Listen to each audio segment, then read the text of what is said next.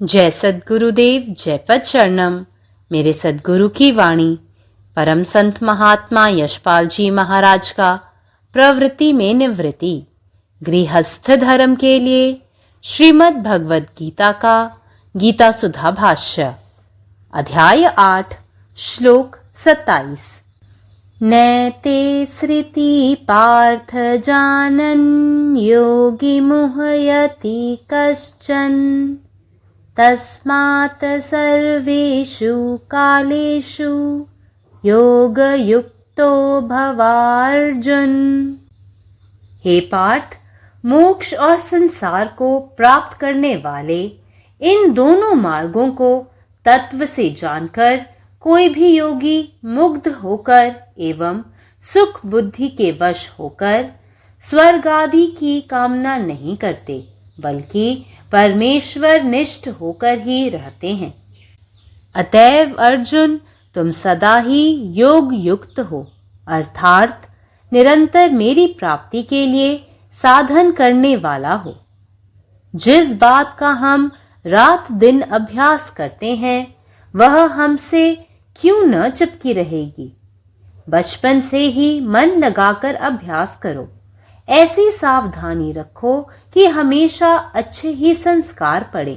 अतः परमेश्वर पर श्रद्धा रखकर यदि मनसा वाचा कर्मणा दिन रात प्रयत्नशील रहोगे तो अंत की घड़ी अतिशय उत्तम होगी।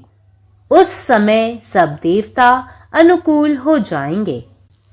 जिसके मरण के समय ज्वाला दहक रही है, सूर्य चमक रहा है, शुक्ल पक्ष का चंद्र बढ़ रहा है, उत्तरायण का प्रकाश युक्त और सुंदर आकाश फैला हुआ है, वह ब्रह्म में लीन होता है।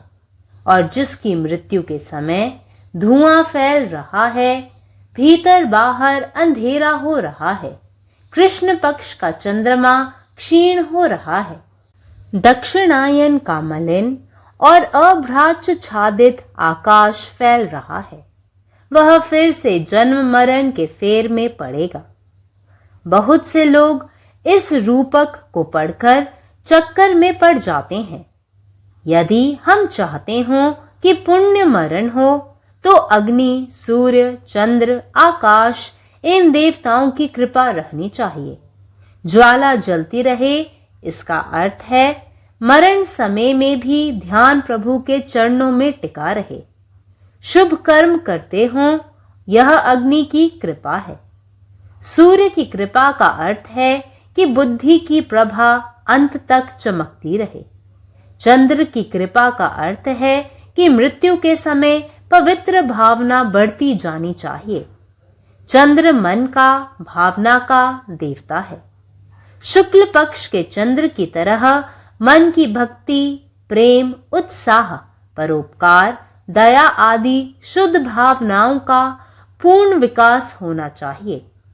आकाश की कृपा से अभिप्राय है कि हृदयाकाश में आसक्ति रूप बादल बिल्कुल न रहने चाहिए। सारांश यह कि उत्तरायण का अर्थ है हृदय में आसक्ति रूपी बादल का न रहना। अंतिम सांस तक आत्मिक सेवा कार्य हो रहा है। भावना की पूर्णिमा चमक रही है। हृदयाकाश में जरा भी आसक्ति नहीं है। बुद्धि प्रखर है। इस तरह जिसकी मृत्यु होगी वह परमात्मा में लीन हुआ समझो। ऐसा परम मंगलमय अंत लाने के लिए रात दिन सावधान और दक्ष रहकर सतत प्रयत्न करते रहना चाहिए। एक क्षण के लिए भी मन पर अशुभ संस्कार न पड़ने देना चाहिए। ऐसा बल मिलता रहे, इसके लिए परमात्मा से सतत प्रार्थना करते रहना चाहिए। नाम स्मरण हृदयाकाश में निरंतर बना रहे। प्राण मस्तिष्क में आज्ञा चक्र एवं सहस्रार पर केंद्रित हों। ओंकार ध्वनि निरंतर ईष्ट के ध्यान में अनुभव होती रहे। पुनः पुनः यह स्थिति बनती रहनी चाहिए। अतएव बारंबार कूटस्थ मंडल को देखो। उस ज्योति के भीतर पुरुषोत्तम को देखकर जीवन सार्थक करो। तुम्हारा बारंबार का आवागमन छूट जाएगा। O Arjuna, the devotees who know these different paths are never bewildered. Therefore, be always fixed in devotion. Lord Krishna specifically advising Arjuna not to be disturbed by these different paths of departure from the material world. A devotee of the Supreme Lord is advised not to bother about how to pass away, whether by sweet will or by accident. His duty should be to remain always absorbed in the remembrance of the Lord with heart and soul. A sadhak with unalloyed devotion will make for a safe departure from this material world, directly to the spiritual kingdom. In whatever direction the ship may sail, the needle of the compass in it ever points to the north. Similar to it, let the mind of the devotee be ever fixed on the lotus feet of the Lord, irrespective of his occupation. Om. जय गुरुदेव, जय पदेशरण. अध्याय 8, श्लोक 27. हे पार्थ, मोक्ष आणि जगप्राप्तीचे हे दोन मार्ग तत्वता जाणून कोणताही योगी सुख याच्या प्रभावाखाली स्वर्गात जाण्याची इच्छा करत नाही. तर तो ईश्वराशीच एकनिष्ठ राहतो. म्हणूनच अर्जुना, तू सदैव योगयुक्त आहेस. म्हणजेच तू माझ्यासाठी प्राप्तीसाठी सतत कठोर परिश्रम करून राहिला आहेस. ज्या गोष्टीचा आपण रात्रंदिवस अभ्यास करतो ती आपल्याला का नाही चिकटणार? लहानपणापासूनच निष्ठेने अभ्यास कर. तुझ्यामध्ये नेहमीच चांगली मूल्ये असतील याची काळजी घे. म्हणून जर तुझी ईश्वरावर श्रद्धा असेल आणि तुझी मनसा वाचा कर्मणा रात्रंदिवस कठोर परिश्रम करत राहशील तर तुझा अंतिम काळ खूपच चांगला राहील. त्यावेळी सर्व देव अनुकूल असतात. जो कोणी अग्नी प्रज्वलित करताना, सूर्य तळपत असताना, शुक्ल पक्षाचा चंद्र उगवत असताना आणि उत्तरायणाचे तेजस्वी व सुंदर आकाश पसरलेले असताना मरण पावतो, तो ब्रह्मामध्येच विलीन होतो. आणि जो कोणी धूळ पसरत असताना, आतमध्ये आणि बाहेर अंधार पडत असताना, कृष्ण पक्षाचा चंद्र क्षीण होत असताना आणि दक्षिण पक्षातील ढगाळ आकाश परत असताना मरण पावतो, तो पुन्हा या जन्म मृत्यूच्या चक्रात अडकतो. हे रूपक वाचून अनेक लोक गोंधळून जातात. जर आपल्याला पुण्यमान मृत्यू हवा असेल तर अग्नी, सूर्य, चंद्र, प्रकाश आणि आकाश या देवतांना प्रसन्न केलेले पाहिजे. याचा अर्थ असा आहे की अग्नी प्रज्वलित ठेवणे म्हणजे मृत्यूच्या वेळीसुद्धा आपले मन हे भगवंताच्या चरणावर एकाग्र राहून शुभकर्मे करावीत. ही अग्नीची कृपा आहे. सूर्याची कृपा म्हणजे ज्ञानाचे तेज शेवटपर्यंत तेवत राहावे. चंद्राची कृपा म्हणजे मृत्यूच्या वेळी शुद्ध भावना वाढत राहाव्यात. चंद्र ही मनातील भावनांची देवता आहे. शुक्ल पक्षातील चंद्रप्रमाणे भक्ती, प्रेम, उत्साह, दान आणि करुणा यांच्यासारख्या शुद्ध भावना मनात पूर्णपणे विकसित झाल्या पाहिजेत. आकाशाच्या कृपेने हृदयात आसक्तीचे ढग नसावेत. म्हणजेच उत्तरायण म्हणजे हृदयामध्ये आसक्तीचे ढग नसावे. जर शेवटच्या श्वासापर्यंत आध्यात्मिक सेवा केली जात असेल तर भक्तीचा पौर्णिमा चंद्र हा चमकत राहतो. हृदयात आसक्ती नसते आणि बुद्धी तीक्ष्ण असते. जो कोणी अशा प्रकारे मरण पावतो तो ईश्वरात विलीन झालेला आहे असे समजावे. असा शुभ अंतकाल प्राप्त करण्यासाठी रात्रंदिवस दक्ष आणि कार्यक्षम राहून सतत प्रयत्न करणे आवश्यक आहे. क्षणभरासाठीही मनात अशुभ संस्कारांना प्रवेश देऊ नये. अशी शक्ती सतत मिळत राहावी यासाठी ईश्वराची सतत प्रार्थना करत राहावी. आपले हृदय हे भगवंताच्या नामाच्या स्मरणात सतत लीन असले असावे. प्राणशक्तीत मेंदूतील आज्ञाचक्र आणि मस्तिष्कमधील सहस्राधार चक्र यावर केंद्रित करावी. देवतांच्या ध्यानात सतत ओंकाराचा अनुभव घ्यावा. ही अवस्था वारंवार टिकून ठेवलेली पाहिजे. म्हणून कुटस्थ मंडळाकडे वारंवार बघ. त्या प्रकाशात पुरुषोत्तमाचे दर्शन घेऊन जीवन अर्थपूर्ण कर. तुला तुझ्या वारंवार प्रवासाची आठवण येईल. हे अर्जुना, जे भक्त हे वेगवेगळे मार्ग जाणतात ते कधीही संभ्रमित होत नाहीत. म्हणून भक्तीमध्येच सदैव स्थिर राहा. भगवान कृष्ण अर्जुनाला विशेषतः सल्ला देत आहेत की भौतिक जगातून जाण्याच्या या वेगवेगळ्या मार्गामुळे विचलित होऊ नकोस. परमेश्वराचा भक्ताला असा सल्ला दिला जातो की त्याचा मृत्यू स्वैच्छिक इच्छेने हो किंवा अपघाताने याची चिंता करू नये. त्याचे कर्तव्य हे असले पाहिजे की त्याचे मन आणि आत्मा पूर्ण मनाने नेहमीच भगवंताच्या स्मरणात लीन राहावे. निष्कलंक भक्ती असलेला साधक या भौतिक जगातून थेट आध्यात्मिक राज्यात सुरक्षितपणे प्रवेश करतो.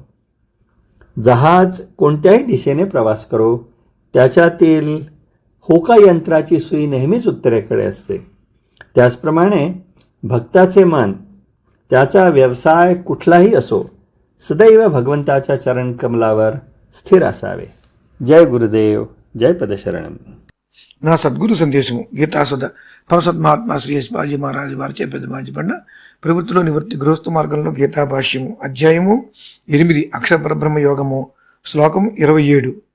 నైతే శృతి పార్థ జ్ఞానం యోగి ముహ్యతి కచ్చన తస్మాత్ సర్వేషు కాలేషు యోగయుక్తో భవార్జన. ఓ పార్థ, మోక్షము మరియు ప్రపంచము ఈ రెండింటినీ లభింపజేసేవైన ఈ రెండు మార్గములను తత్వం ద్వారా తెలుసుకున్న ఎవరైనా యోగి వాటి వలన మోహితుడే గాని లేదా సుఖబుద్ధివసుడే గాని స్వర్గాదులను కోరుకొనడు.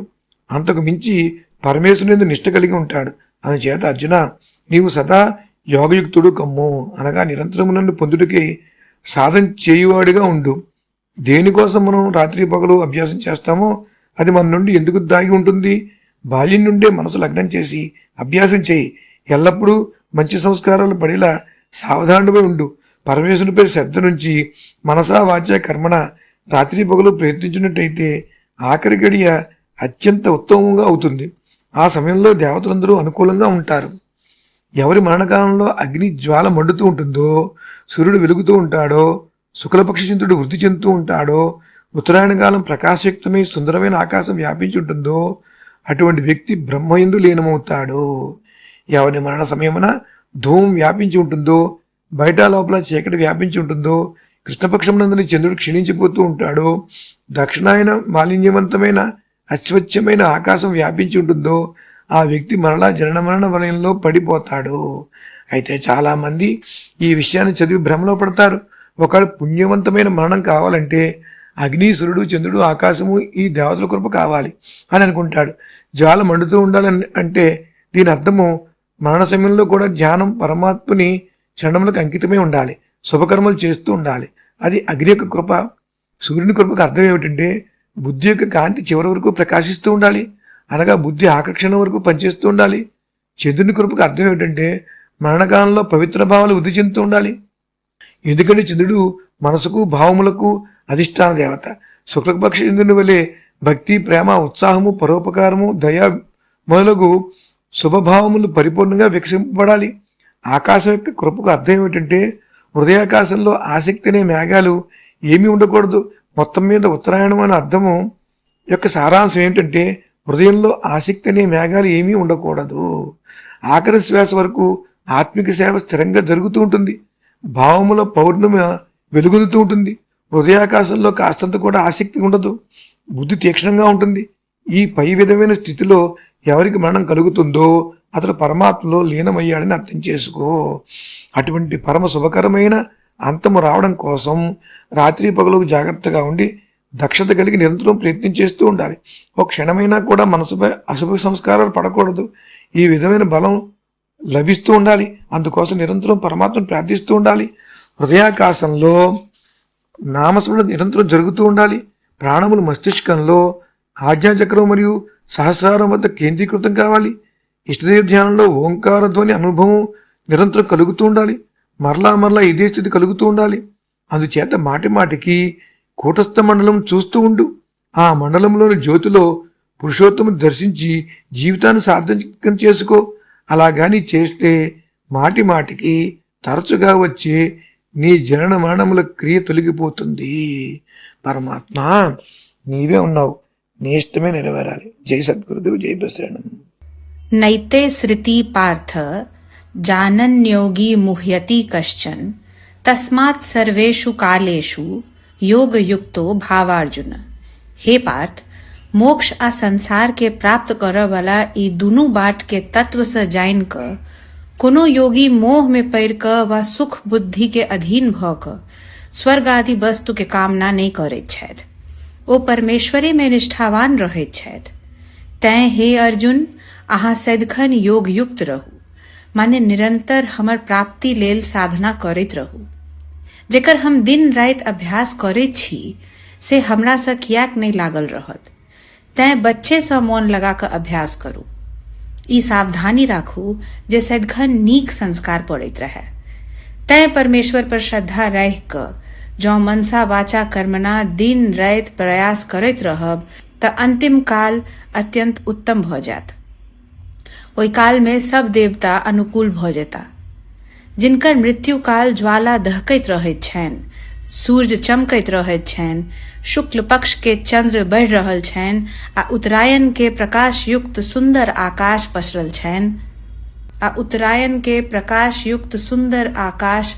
छनि से ब्रह्म में लीन भ जाइत छथि।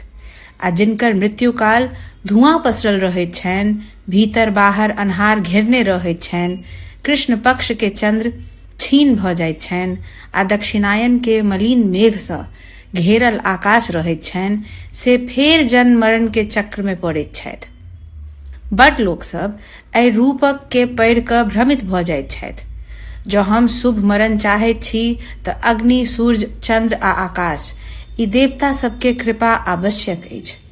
ज्वाला जरैत रहै के अर्थ अछि मृत्युओ काल ध्यान प्रभु के चरण में स्थिर रहै, शुभ कर्म करैत रहू, यह अग्नि के कृपा अछि।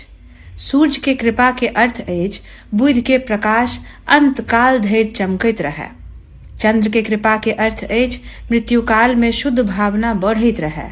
चंद्र मौन आ भावना के देवता छथि। शुक्ल पक्ष के चंद्र जकाँ मौन में भक्ति, प्रेम, उत्साह, परोपकार आ दया आदि शुद्ध भावना सबके पूर्ण विकास हेबाक चाही। आकाश के कृपा के अर्थ अछि हृदयाकाश में आसक्ति रूपी मेघ एको रत्ती नहीं रहै। सारांश ई अछि जे उत्तरायण के अर्थ अछि हृदय में आसक्ति रूपी मेघ के नहीं रहनाइ। जिनकर अंतिम सांस धरि आत्मिक सेवा चलैत रहैत छनि, भावना के पूर्णिमा चमकैत रहैत छनि, हृदयाकाश में कनिको आसक्ति नहीं रहैत छनि आ बुधि प्रखर रहैत छनि, जिनकर एहन मृत्यु होइत छनि तिनका लेल ई बुझू जे ओ परमात्मा में लीन भ गेलखिन। एहन परम मंगलमय अंत प्राप्त करबा लेल दिन राति सावधान आ सजग रहि क प्रकाश करैत रहबाक चाही। एको क्षण लेल मौन पर अशुभ संस्कार नहीं पड़ऽ दिअ। एहन शक्ति बनल रहै, एहि लेल परमात्मा सँ निरंतर प्रार्थना करैत रहबाक आवश्यक अछि। नाम स्मरण हृदयाकाश में सदिखन चलैत रहै, प्राण मस्तिष्क में आज्ञा चक्र आ सहस्रसार पर केंद्रित रहै। ओमकार के ध्वनि सदा अपन इष्ट के ध्यान में अनुभव होइत रहै। बेर बेर एहि अवस्था के अभ्यास होइत रहबाक चाही। तैं बेर बेर कूटस्थ मंडल के देखू, ओहि ज्योति में पुरुषोत्तम के अनुभव क क अपन जीवन के सार्थक बनाओ। अहाँ के बेर बेर के आवागमन जन्म मरण के चक्र समाप्त भ जात। സദ്ഗുരുവിൻ്റെ സന്ദേശം അദ്ധ്യായം 8 ശ്ലോകം 27. നൈതേ സുതി പാർത്ഥ ജ്ഞാനനെ യോഗി മുഹ്യതി കച്ചൻ തസ്മാസ്ത് സർവേഷു കാലേഷു യോഗായുക്തോ ഭാവാർജുൻ. ഹേ പാർത്ഥ, മോക്ഷത്തിലേക്കും ലോകബന്ധനത്തിലേക്കും നയിക്കുന്ന ഈ രണ്ടു മാർഗങ്ങൾ തത്വമായി അറിഞ്ഞ ഒരു യോഗിയും ഒരിക്കലും മോഹിതനാവുകയില്ല. അതുകൊണ്ട് ഹേ അർജുന, നീ എല്ലായ്പ്പോഴും യോഗത്തിൽ നിലകൊള്ളണം. സുഖബുദ്ധിക്ക് അടിമയായി സ്വർഗാദികളോടുള്ള ആഗ്രഹം അവനിൽ ഉണ്ടാവുകയില്ല. മറിച്ച് പരമേശ്വരനിൽ സ്ഥിരനിഷ്ഠനായിരിക്കും. നാം രാവും പകലും എന്താണോ അഭ്യസിക്കുന്നത് അത് നമ്മളിൽ പതിയാതിരിക്കുമോ? അതിനാൽ ബാല്യത്തിൽ തുടങ്ങി നല്ല രീതിയിൽ അഭ്യാസം ചെയ്യണം. എല്ലായ്പ്പോഴും നല്ല സംസ്കാരങ്ങൾ മാത്രം രൂപപ്പെടുന്ന തരത്തിൽ ജാഗ്രത പുലർത്തണം. അതുകൊണ്ട് പരമേശ്വരനിൽ ഉറച്ച വിശ്വാസത്തോടെ മനസാ വാചാ കർമ്മണ രാവും പകലും പരിശ്രമിച്ചാൽ അവസാന നിമിഷം അത്യന്തം ഉത്തമമായിരിക്കും. ആ സമയത്ത് എല്ലാ ദേവതകളും അനുകൂലമായിരിക്കും. മരണസമയത്ത് ജ്വാല കത്തിക്കൊണ്ടിരിക്കുമ്പോൾ, സൂര്യൻ പ്രകാശിക്കുമ്പോൾ, ശുക്ലപക്ഷത്തിലെ ചന്ദ്രൻ വർദ്ധിച്ചുകൊണ്ടിരിക്കുമ്പോൾ, ഉത്തരായണത്തിന്റെ പ്രകാശമുള്ള മനോഹരമായ ആകാശം പരന്നിരിക്കുന്നുവെങ്കിൽ അത്തരം അവസ്ഥയിൽ മരിക്കുന്നവൻ ബ്രഹ്മത്തിൽ ലയിക്കുന്നു. അതേസമയം മരണസമയത്ത് പുക പരന്നുകൊണ്ടിരിക്കുമ്പോൾ, അകത്തും പുറത്തും ഇരുട്ട് നിറഞ്ഞിരിക്കുമ്പോൾ, കൃഷ്ണപക്ഷത്തിലെ ചന്ദ്രൻ ക്ഷയിച്ചുകൊണ്ടിരിക്കുമ്പോൾ, ദക്ഷിണായത്തിന്റെ മലിനവും മേഘാവൃതവുമായ ആകാശം പരന്നിരിക്കുന്നുവെങ്കിൽ അത്തരം വ്യക്തി വീണ്ടും ജനനമരണ ചക്രത്തിൽ പതിക്കും. എന്നാൽ ഇങ്ങനെ ആലങ്കാരികമായ വിശദീകരണം ഭൂരിഭാഗം ജനങ്ങളെയും ആശയക്കുഴപ്പത്തിലാക്കും. നാം ശുഭമരണം ആഗ്രഹിക്കുന്നുവെങ്കിൽ അഗ്നി, സൂര്യൻ, ചന്ദ്രൻ, ആകാശം എന്നീ ദേവതകളുടെ കൃപ ലഭിക്കണം. കത്തുന്ന ജ്വാല എന്നത് മരണസമയത്തും മനസ്സ് ഭഗവാന്റെ പാദങ്ങളിൽ ഉറയ്ക്കുകയും നല്ല കർമ്മങ്ങളിൽ മുഴുകുക എന്നതുമാണ്. ഇത് അഗ്നിദേവന്റെ കൃപയാണ്. ബുദ്ധി അവസാന നിമിഷം വരെ തെളിഞ്ഞതായിരിക്കുന്നത് സൂര്യദേവന്റെ കൃപയാണ്. മരണസമയത്ത് ശുദ്ധമായ ഭാവന ഉണ്ടാകുന്നത് ചന്ദ്രന്റെ കൃപയാണ്. കാരണം മനസ്സിന്റെയും ഭാവങ്ങളുടെയും ദേവനാണ് ചന്ദ്രൻ. ശുക്ലപക്ഷത്തിലെ ചന്ദ്രനെ പോലെ ഭക്തി, സ്നേഹം, ഉത്സാഹം, പരോപകാരം, കരുണ തുടങ്ങിയ ശുദ്ധഭാവങ്ങൾ പൂർണ്ണമായി വികസിക്കണം. ഇനി ആകാശത്തിന്റെ കൃപ എന്നത് ഹൃദയാകാശത്തിൽ ആസക്തി എന്ന മേഘങ്ങൾ തരി പോലും അവശേഷിക്കരുത് എന്നതാണ്. ചുരുക്കത്തിൽ ഉത്തരായണം എന്നത് ഹൃദയത്തിൽ ആസക്തിയുടെ മേഘങ്ങളില്ലാത്ത അവസ്ഥയാണ്. അവസാന ശ്വാസം വരെ ആത്മീയ സേവന പ്രവർത്തനം തുടരുകയും മനസ്സിൽ ശുദ്ധഭാവന തെളിയുകയും ഹൃദയാകാശത്തിൽ ഒരു തരത്തിലുമുള്ള ആസക്തി ഇല്ലാതിരിക്കുകയും ബുദ്ധി തിളക്കമുള്ളതായിരിക്കുകയും ചെയ്യുന്ന വിധത്തിൽ ആരാണോ ശരീരം വെടിയുന്നത് അവൻ പരമാത്മാവിൽ ലയിച്ചുവെന്ന് മനസ്സിലാക്കണം. ഇത്തരം പരമമംഗളമായ അന്ത്യം നേടുന്നതിനായി രാവും പകലും ജാഗ്രതയോടെ സ്ഥിരമായി ശ്രമിച്ചുകൊണ്ടേയിരിക്കണം. ഒരു നിമിഷം പോലും മനസ്സിൽ അശുഭ സംസ്കാരങ്ങൾ പതിയാൻ അനുവദിക്കരുത്. അതിനുള്ള ശക്തി ലഭിക്കാൻ പരമാത്മാവിനോട് നിരന്തരം പ്രാർത്ഥിക്കണം. ദൈവനാമസ്മരണ ഹൃദയാകാശത്തിൽ സ്ഥിരമായി നിലനിർത്തണം. പ്രാണൻ മസ്തിഷ്കത്തിലെ ആജ്ഞാചക്രത്തിലും സഹസ്രാരത്തിലും കേന്ദ്രീകരിക്കണം. ഓങ്കാരനാദം ഇഷ്ടദേവന്റെ ധ്യാനത്തിൽ നിരന്തരം അനുഭവിക്കണം. വീണ്ടും വീണ്ടും ഈ അവസ്ഥ തുടരേണ്ടതുണ്ട്. അതിനാൽ നിരന്തരം കൂടസ്ഥമണ്ഡലത്തെ ദർശിക്കണം. ആ ജ്യോതിയുടെ ഉള്ളിൽ പുരുഷോത്തമനെ കണ്ടറിഞ്ഞ് ജീവിതം സാർത്ഥകമാക്കണം. അങ്ങനെ ചെയ്താൽ ജനന മരണ ചക്രത്തിൽ നിന്നുള്ള ആവർത്തനം അവസാനിക്കും. പരമാത്മാവ് നീ തന്നെ, നിന്റെ ഇഷ്ടം പൂർണ്ണമാകട്ടെ. जय सद्गुरुदेव, जय पदचरण। अखिल भारतीय संत मत सत्संग पंजीकृत दिल्ली, मुख्यालय B20 CC colony, Rana Pratap Bagh के सामने, दिल्ली। सत्संग आश्रम संत यशरूप तपोभूमि परिसर, अनंगपुर, जिला फरीदाबाद, हरियाणा।